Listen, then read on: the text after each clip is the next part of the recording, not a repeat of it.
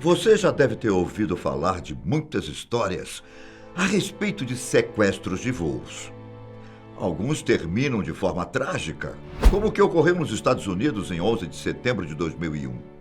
Porém, eu tenho certeza que dificilmente você conhece a história de um sequestro ocorrido aqui no Brasil, cujo objetivo era jogar um avião cheio de pessoas no Palácio do Planalto. E acredite, faltou pouco para isso acontecer. Eu sou Ivan Lima e você é muito bem-vindo aqui ao canal Fatos Desconhecidos. A nossa história aconteceu no dia 29 de setembro de 1988 e terminou no aeroporto Santa Genoveva, em Goiânia. Naquela época, o Brasil era governado pelo presidente José Sarney. No dia 21 de abril, ele se tornou presidente do país. Ele era o vice de Tancredo Neves, que acabou morrendo antes mesmo de poder assumir. No mandato de Sarney, foi feita a mais recente Constituição brasileira. Além disso, em seu governo, o Brasil passava por uma crise econômica muito grande. O país havia saído recentemente de uma ditadura militar que havia prejudicado as contas públicas.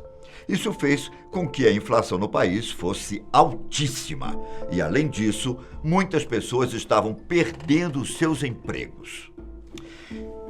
Você deve estar pensando, por qual motivo eu estou te contando um pouco sobre José Sarney e o seu governo? Acredite, tudo isso que eu falei será relevante daqui a pouco.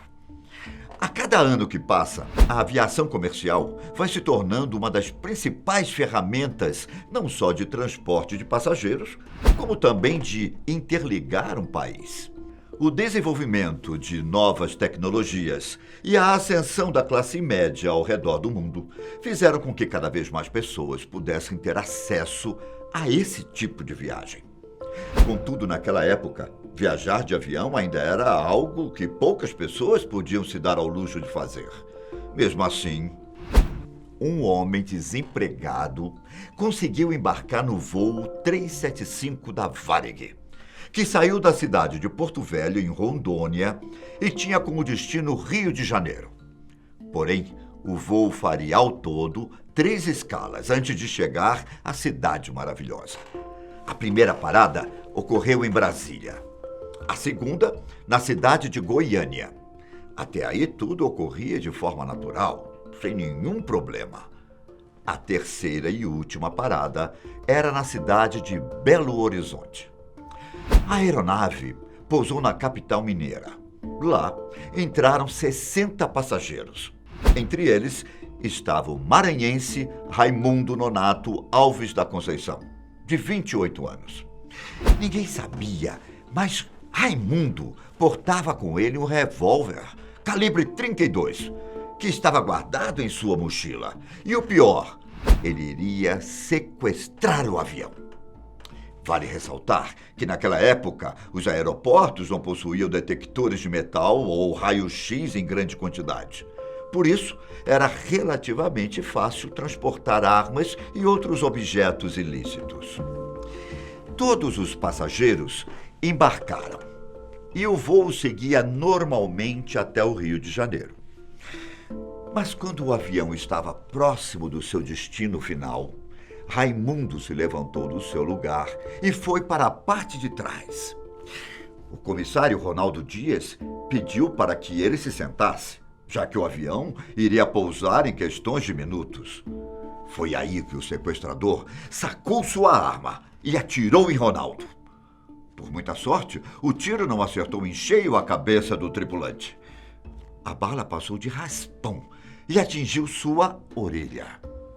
Naquele instante, a maioria dos passageiros ainda não tinha percebido que um tiro havia sido dado. Porém, dentro da cabine, o comandante Fernando Murilo de Lima percebeu que algo não estava certo. Junto com ele estava o copiloto Salvador Evangelista e um outro piloto, Gilberto Renner, que embarcou em Belo Horizonte e que decidiu ficar na cabine com os colegas, mesmo não estando oficialmente trabalhando no momento.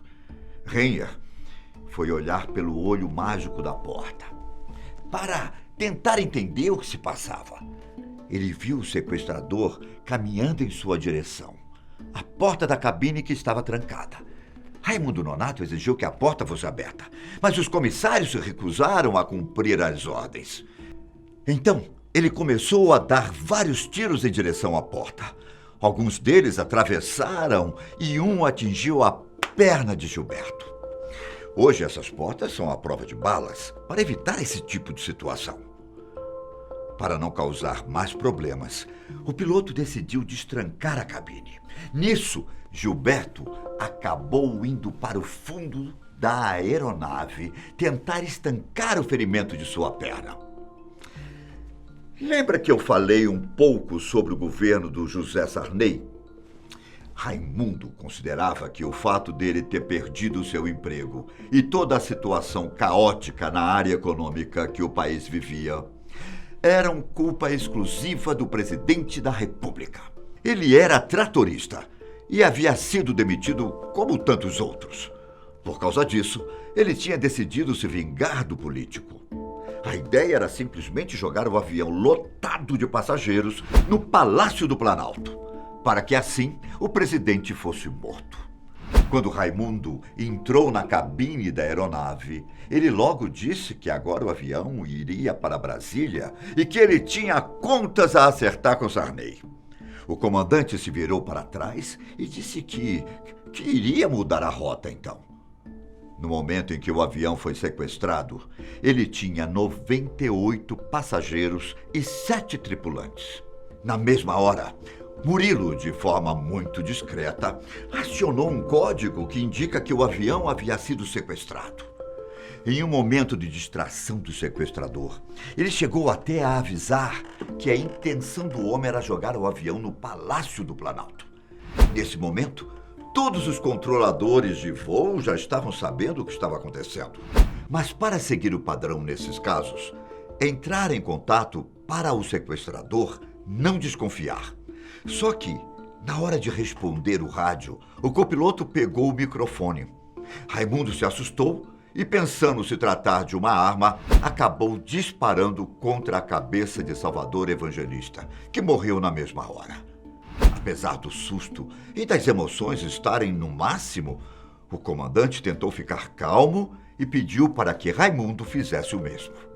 Nessa altura, os passageiros já sabiam que o avião fora sequestrado. Alguns pensavam que o homem pediria dinheiro para que eles fossem libertados. Porém, ninguém desconfiava que a intenção era de jogar o avião no Palácio do Planalto. Enquanto o avião voava em direção à capital federal, uma mega operação ia sendo montada pelas autoridades, com o objetivo de evitar a tragédia. Um caça chegou a ser mandado para poder escoltar a aeronave durante o trajeto. Um outro detalhe interessante a esse respeito desse sequestro foi de que nenhum passageiro tentou reagir. Em entrevistas dadas a veículos de comunicação, a maioria afirmava que temia que o homem não estivesse sozinho e que havia comparsas disfarçados entre os passageiros. Outros temiam pela vida do piloto. Para evitar maiores problemas, decidiram esperar. Enquanto isso, Murilo alegava que o combustível era insuficiente para poder chegar em Brasília. O sequestrador não concordou em permitir que o avião pousasse no aeroporto de Goiânia. A capital goiana fica a aproximadamente 200 quilômetros da capital federal, uma distância curta para um voo. Desesperado, o comandante decidiu tirar o avião do piloto automático e começou a fazer manobras bruscas com o avião para que o sequestrador perdesse o equilíbrio e caísse. O plano funcionou, parcialmente, e a arma saiu da mão do homem por alguns instantes. Pelo fato de estar próximo do aeroporto de Goiânia, o pouso foi feito com sucesso para o alívio de todos.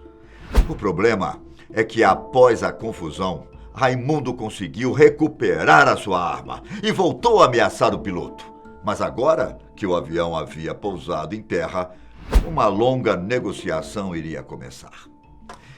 No lado de fora estavam policiais, agentes especiais e autoridades que trabalhavam para que as pessoas saíssem em segurança dessa situação. Vendo que a aeronave na qual ele estava tinha problemas no motor, o sequestrador passou a exigir um outro avião. Caso isso fosse feito, ele liberaria a maioria dos reféns. Os negociadores concordaram e disseram a Raimundo que um avião bandeirante estava à sua espera.